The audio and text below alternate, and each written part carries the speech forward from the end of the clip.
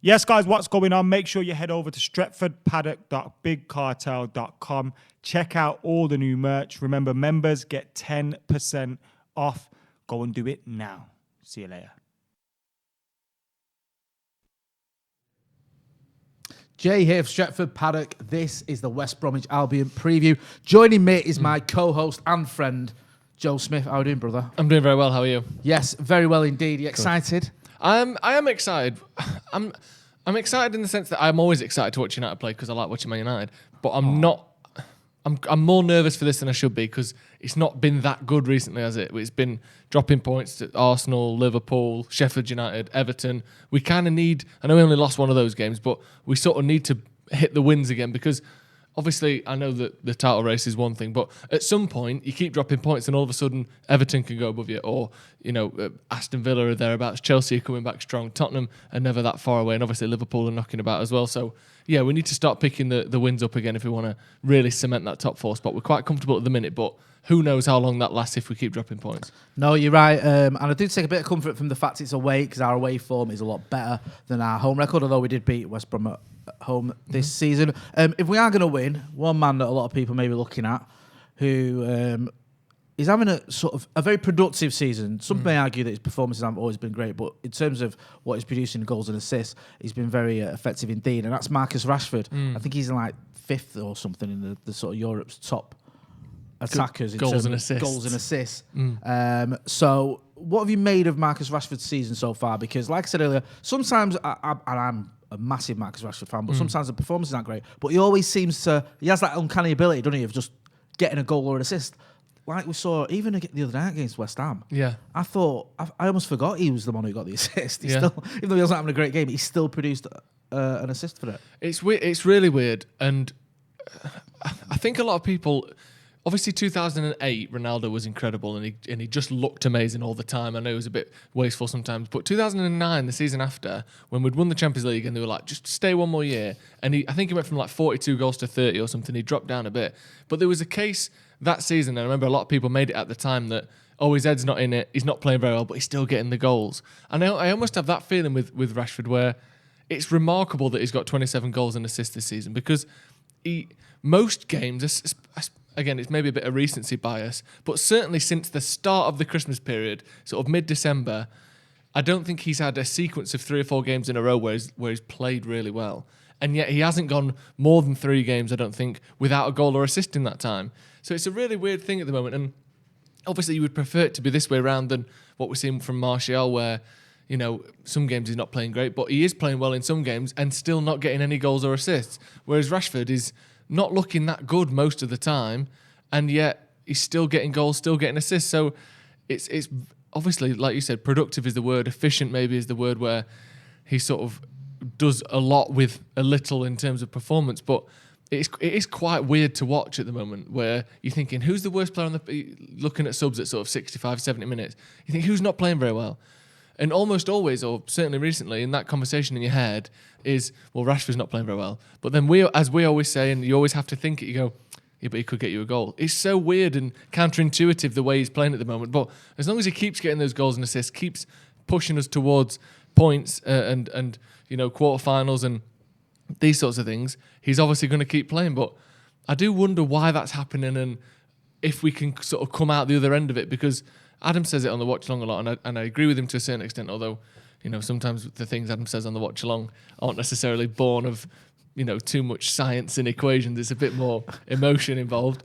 But he does seem to be looking for himself a lot. He gets the ball, sprints at defenders, tries to go one way or the other and shoot.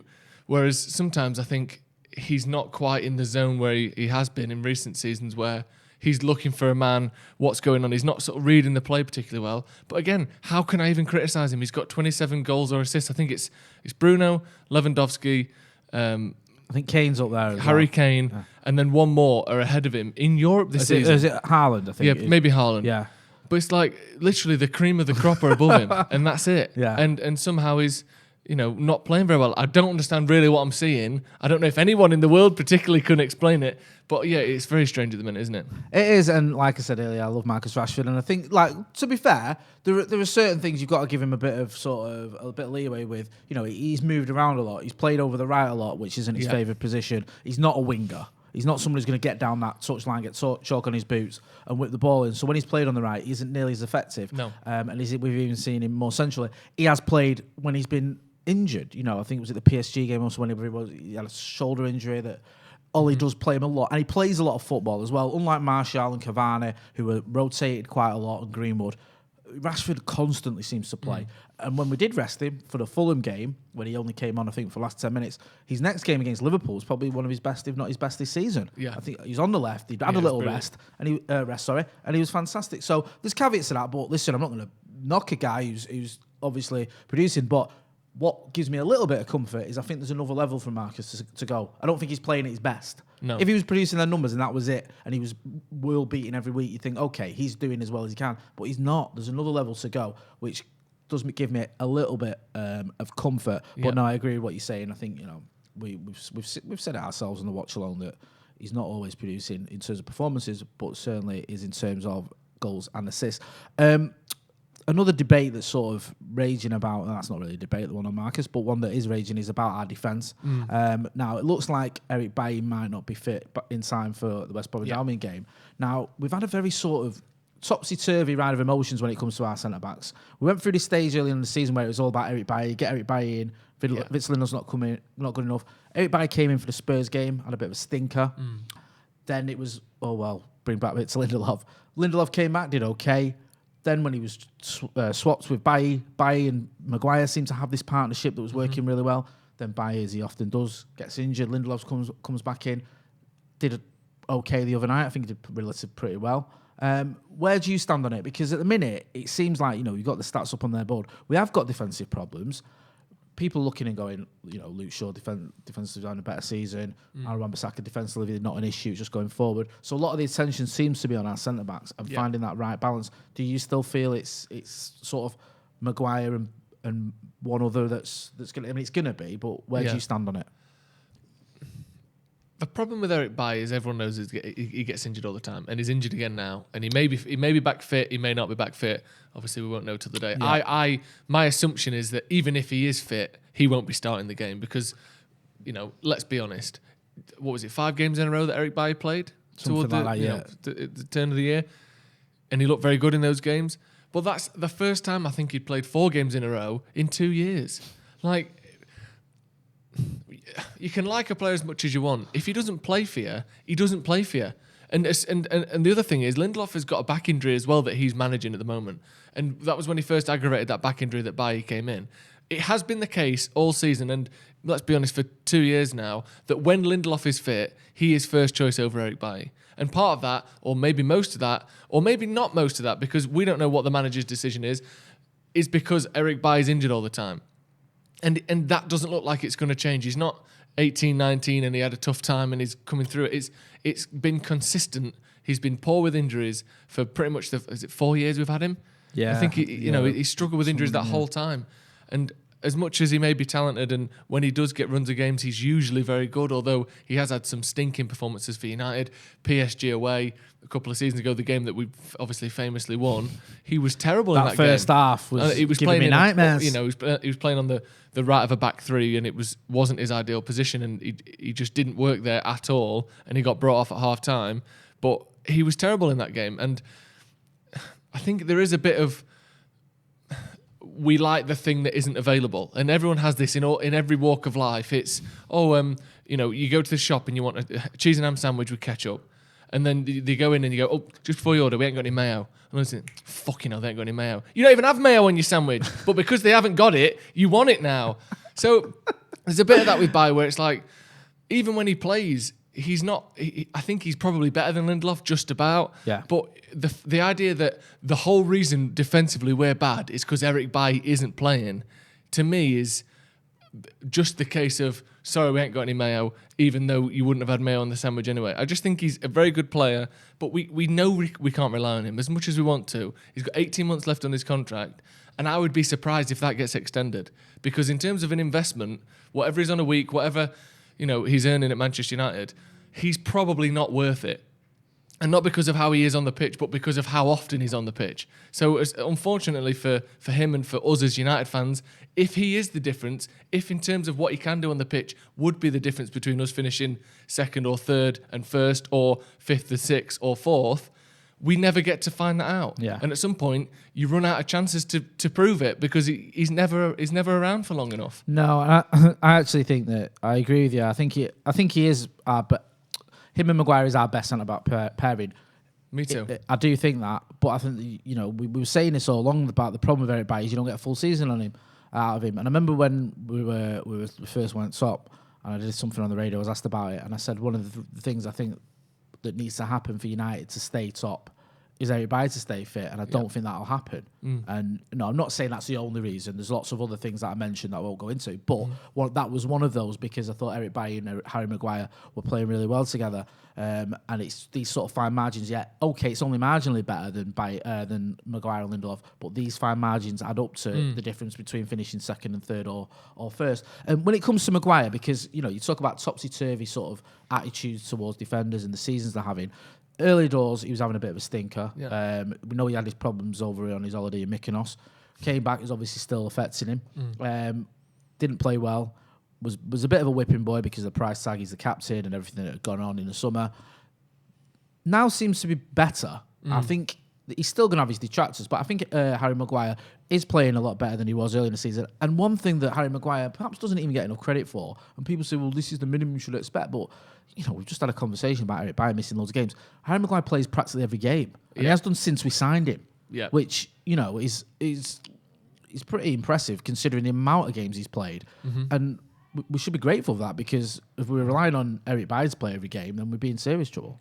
Yeah, I like Harry Maguire. I think he's all things included our best defender because he plays every game, and that makes up for maybe. He's not as quick as Bailly, but we don't get to see how quick Bailly is because he's injured all the time. Yeah. I think he's better in the air than Lindelof. I think Lindelof is probably a better long passer than Maguire, but I think Maguire is better on the ball. Yep. He carries the ball up the pitch better. How often this season have we got a team pressed into their 18-yard box and Maguire's 25, 30 yards out on the left-hand side of their 18-yard box, linking up with Luke Shaw, linking up with Fred or Matic or Pogba. Maguire does a lot of, I wouldn't say attacking work, but he plays as a sort of a number 6 deep line midfielder sometimes when we're playing against particularly deep systems. But he's not the best centre-back in the world. And because he's the most expensive centre-back in the world, people, and I think somewhat facetiously sometimes, I think it's opposition fans or I think it's United fans who have decided they don't like him, so they're setting expectations that no one has of Harry Maguire. We didn't buy him thinking he's the best centre-back in the world. We bought him because we thought he's the best centre-back available, and because he's the best centre-back available, he's going to cost more than anyone else who's available. And it's a lot of money, 89 million or whatever, 80 million, whatever it is we paid for him, and more than probably he's worth in terms of quality. But that's what it cost to get the player we wanted. And, people say, oh, Van Dijk was 75 million. Yeah, but we couldn't have bought Van Dijk. I'm sick. You know what? I'm sick of hearing who did we want to buy? The Van Dijk argument, because for starters, Van Dijk for at least 18 months was the best defender in the world, and he was like the final or one of the final pieces of the jigsaw for Liverpool. Yeah, they needed a centre back and a goalkeeper. They got him, and then they got Alisson. I think the summer after the January they bought Van Dijk, and they were already a team that was on the verge of sort of challenging the. No pun intended there, Virgil. Nice on of the you verge. to say. I'm not as quick as he is. Sorry. But Harry Maguire wasn't the final piece of our jigsaw. No. It wasn't like, we get Maguire, we're sorted. We've got a title world-class challenge front three. and we'll win the Champions Yeah. League. No, not at all. We still had probably about another 5 positions to sort out. Including the other centre-back spot, by the way. That's what I mean. Yeah. Like, Van Dijk came into almost a ready-made team.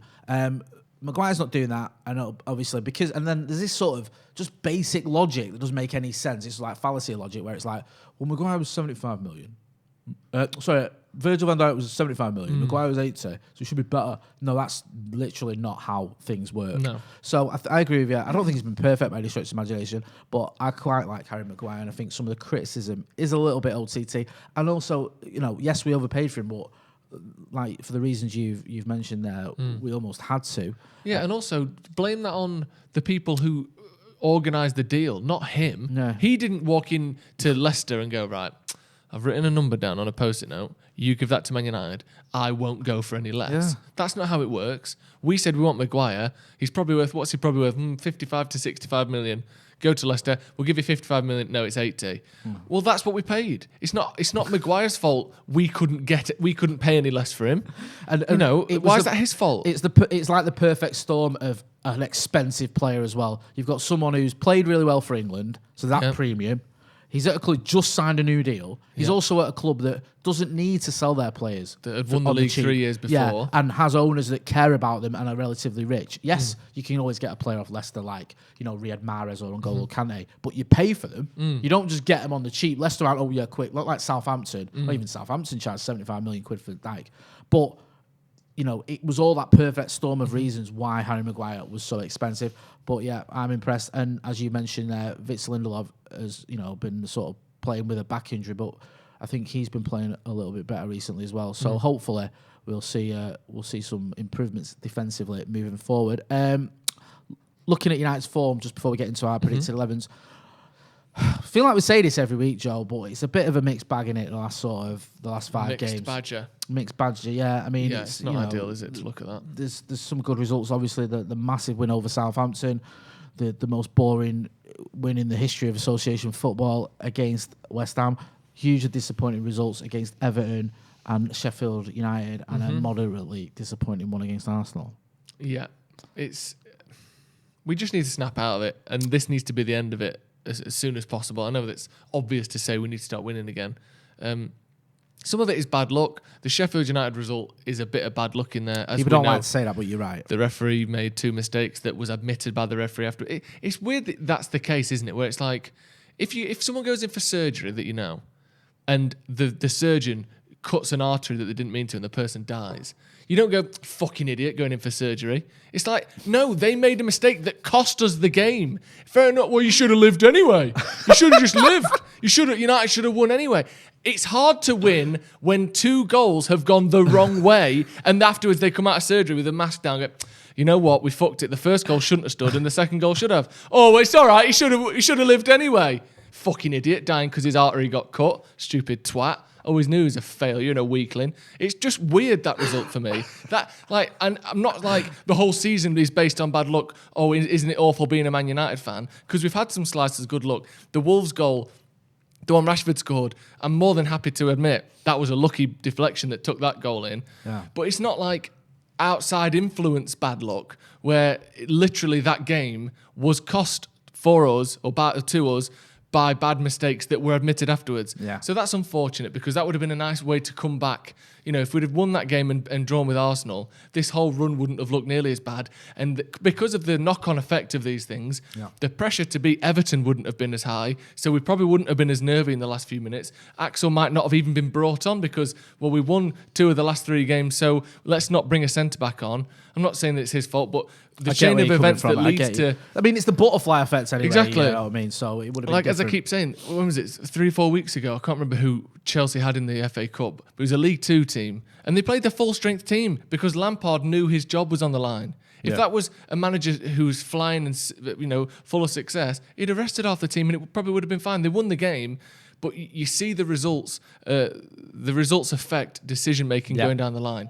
So that game, it was Morecambe, the Chelsea game. So that game against Sheffield United, I think, could have affected a lot of this. Obviously, the Southampton game was a nice bounce back from that, and I think they played really well in that game, because we've seen plenty of times before where a red card for the opposition doesn't just equal a 9-0 win. But we played really well. But we like to simplify things, but yeah, it's the Everton one's the upsetting one. They had 3 shots on target and they scored 3 goals. That is, ridiculous efficiency by them, and fair enough to them. But we really should have done better. We had the chances to win that game. The West Ham game was a real bore fest, but hopefully we can bounce back. And West Brom's form is absolutely terrible at the minute. They've won 1 game in their last 13. And I think in the last 6 home games, they've conceded 2 or more goals in all 6. Like, it's almost Sheffield United levels of just shocking form. Ineptitude.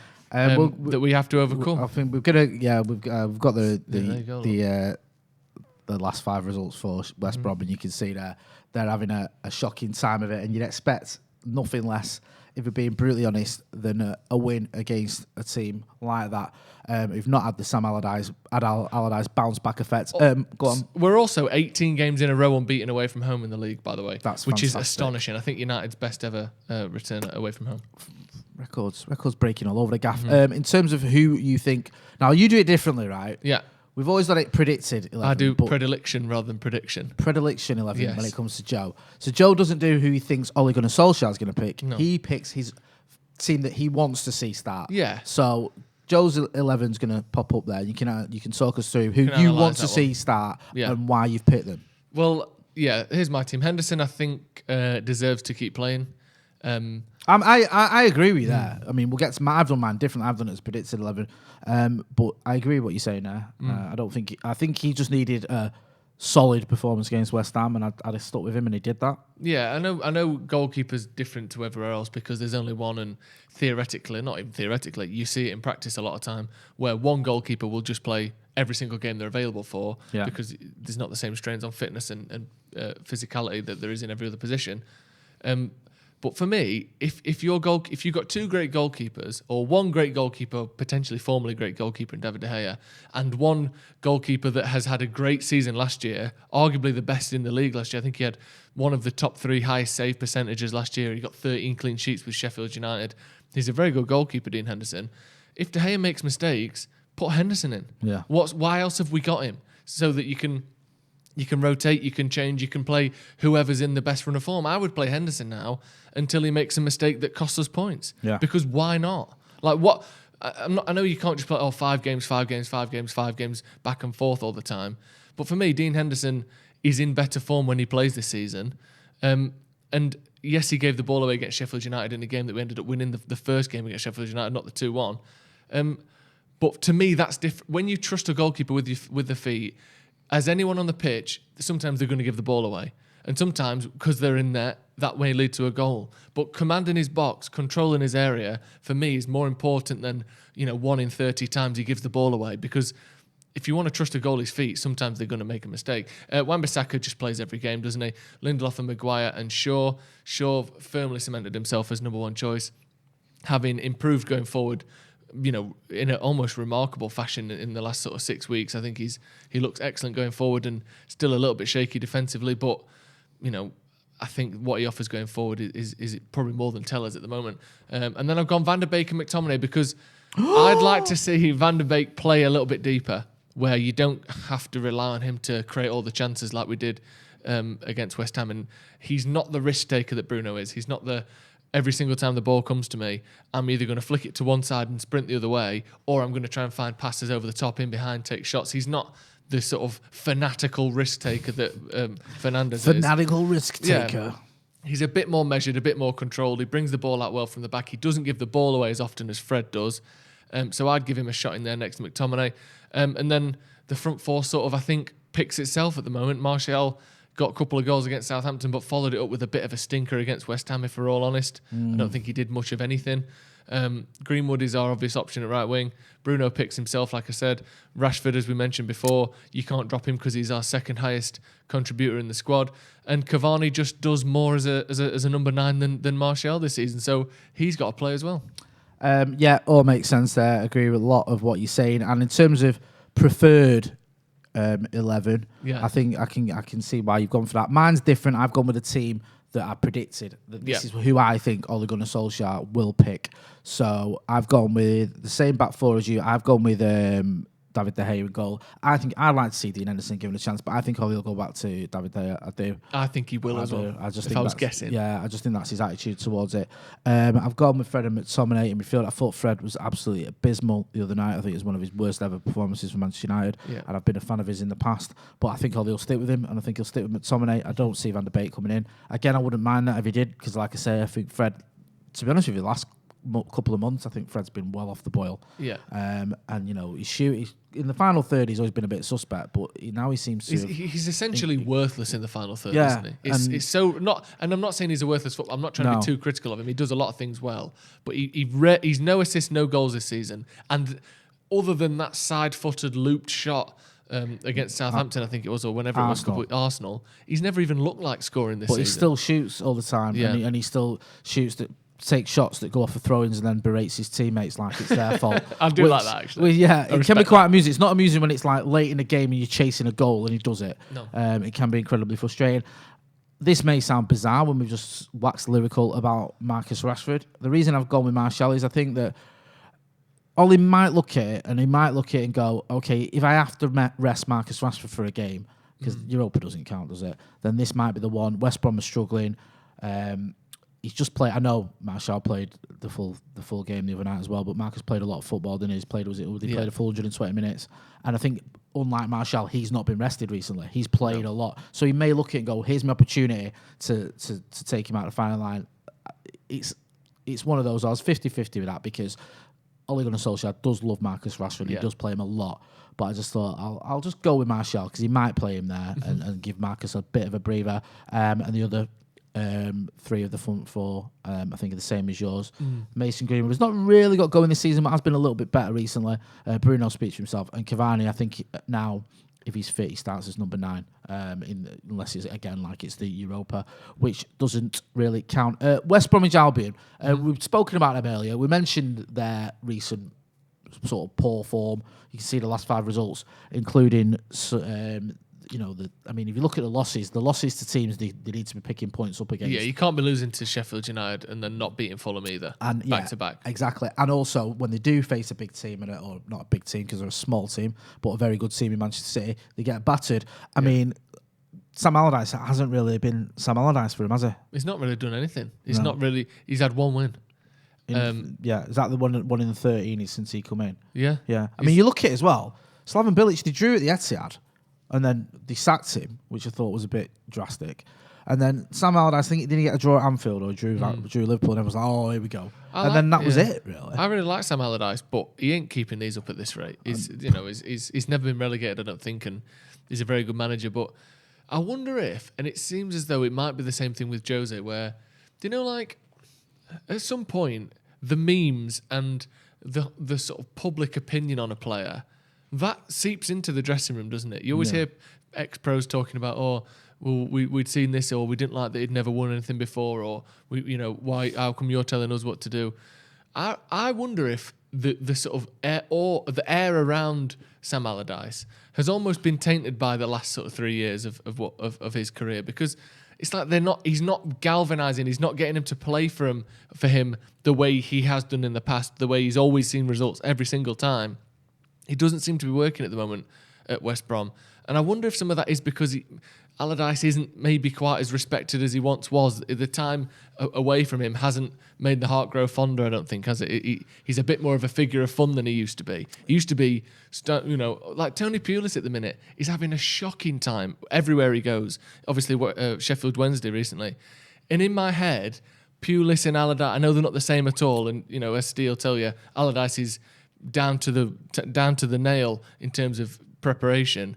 But they almost have this sort of like mockery figure around him where it's memes and piss taking and all that sort of stuff. And I think Steve Bruce gets a bit of that as well. He's doing better with Newcastle, but the fans just hate him. And I think some of it's like you're just sort of seen as a bit of a joke, which I don't think that about Sam Allardyce. But I wonder why he's not been able to turn it around there. Obviously, this will be famous last words when they beat us 2-1. But it is weird, isn't it, that he's not really changed their form at all. Yeah, I think you might have a point there with maybe that he's lost a bit of his luster and the players just aren't responding. I think maybe the fact that Slaven Bilic obviously took him up, it wasn't a disaster. It's always harsh when the manager that gets him promoted gets sacked. So he goes out, and then they're like, Allardyce comes in, and maybe they had that feeling of like, oh, is this how it is now? Then we'll just bring in Allardyce for coming for 6 months and then move on. Finish 17th. Yeah, and see what happens. And maybe that's not really got him going as well. But whatever the reasons are, the sort of stats pick for themselves. They have got some good players. One player they've got is Pereira, who's a decent landman. So it's Pereira. You can see the stats there. Quite effective. Someone who likes. I think can play midfield. Plays in midfield, so he likes to get forward. Someone that you need to keep an eye on. Yeah, good on the ball. He brings the ball forward very well in the games I've seen him. The sort of player that glides past Fred. If we're honest. Do you know what? He goes past Fred, and Fred lunges in, not close enough to make even a foul. Yeah. That's how that goes down. Yeah, Fred has a strange love of sprinting after someone, usually in their half. So Fred will be pushing into the opposition half, and he'll make a tackle from, further than me to you away, trying to block the ball, and the player just runs around him. Like he just sprints into a tackle. It happened against Leeds a hell of a lot. Taking into account the pandemic and social distancing. Socially distanced tackling. tackles. It could be a thing. So he's tackling you with at least 1.5 meters apart. You don't want to get coughed on, even if someone goes past Well, him. he wouldn't because he's obviously leaves a massive gap between him and a player. No, like you say, Pereira wants to watch. I mean, they've not got an abundance of great players. West Brom, that's why they're near the bottom. But you've got to be careful. And like you were saying, if Allardyce did want a game to bounce back from, just like Sheffield United got to give themselves a bit of a fighting chance, then this will be the one to do it. With that in mind, give us your prediction. I think we'll beat them. I think we have to beat them. I'm going to go 2-0. They concede 2 every time. If they hold us to a clean sheet or something, we've got some real problems. So I would say 2-0 United. 2-0 United. Seems quite reasonable. They made a game of it, didn't they, at Old Trafford? I'll go a little bit more optimistic. I'll go with 3-0. Nice. I'll go with a clean sheet as well. So I don't know why, but something tells me we might have a chance of a clean sheet. That's how confident I am. We might have a chance. As always, we'll have the watch along. We'll have the post match reaction as well. Who's on the watch along? Is it me and thee and McCullough? Is it? I believe it's me, you, and McCullough. Yeah. So we'll be here. We'll have obviously Stephen Howson will be here as well, giving you his analysis, and we'll have all the post match reaction as well. If you've not checked out our members section, check that out. We've got some giveaways to go there and some discounts on our merchandise. Have a look at that. And if you're not subscribing to the channel, then sort your lives out and do it. That's been Joe Smith. You know where to find him. What's your Joe Smith 93. Are you going to start tweeting or what? Yeah, because you tweet. I do tweet, but it's just tweet about quality, once a not day. quantity, mate. Brushing my teeth. Tweet. Finish brushing my teeth. Tweet. I see him. That's what I'm like. Putting the mayo in the egg salad. Put the lid back on the mayo. It's in the fridge. It's worse when I tell my missus I can't reply because I'm driving, and then she'll see I'm tweeting. Yeah. And you're not driving, you're tweeting. Yeah, I'm at the lights. Exactly. I don't use my phone. I'm driving. It's illegal. I've been Jay Marty. This has been the West Bromwich Albion preview. Thanks for watching.